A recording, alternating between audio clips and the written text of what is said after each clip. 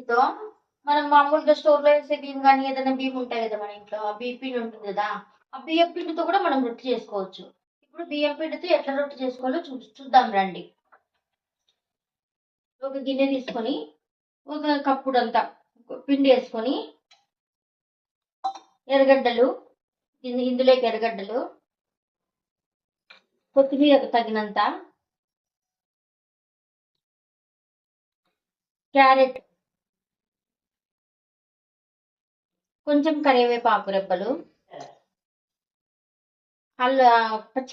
పచ్చికారం మిక్సీలో పట్టుకున్నా నేను. పచ్చికారము, జీలకర్ర, తగినంత జీలకర్ర, వేడి స్టవ్ పైన వేడి నీళ్ళు పెట్టుకున్నా. వేడి నీళ్ళు మరుగుతున్నాయి చూడండి. ఈ నీళ్ళు వేసి పోయి కలుపుకునేది.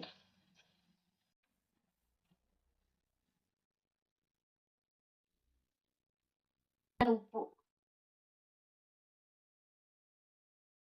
వేసుకొని పిండిని బాగా కలుపుకోవాలా.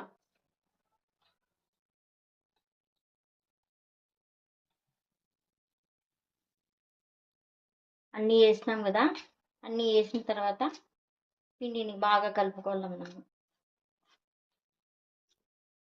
ఆ పిండిలో వాటర్ వేసుకున్నాం కదా, వేడి నీళ్ళు, ఈ ముద్దలా కలుపుకోవాలి. ఇట్లా కలిపినాను ముద్దగా.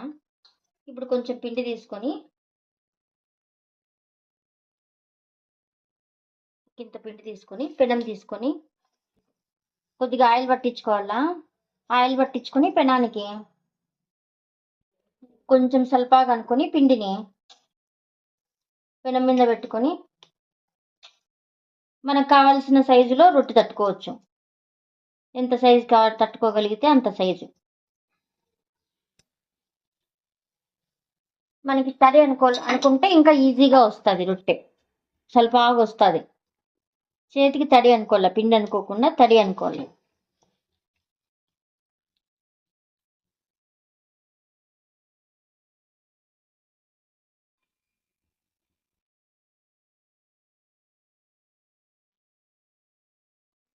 దీనిపైన కొంచెం నూనె అనుకున్నాం, కొద్దిగా నూనె ఉందాం. అట్లా స్టవ్ వెలిగించుకొని పెనం స్టవ్ మీద పెడతాం. రొట్టె టేస్టీగా ఉంటుంది, మటన్ చారులకు కూడా బాగుంటుంది. ఇప్పుడు మనం రొట్టె తీద్దాము, చూద్దాం ఎట్లొచ్చిందో. చూడండి, బాగా కాలింది రొట్టె. మనం అసలు కదలిచ్చకనే అది కదిలిపోతాను చూడండి. ఇట్లా మనం పెనం మీద తట్టుకుంటే చాలా ఈజీగా వస్తుంది రొట్టె. చూడండి, రెండు పక్కల బాగా కాలుతుంది,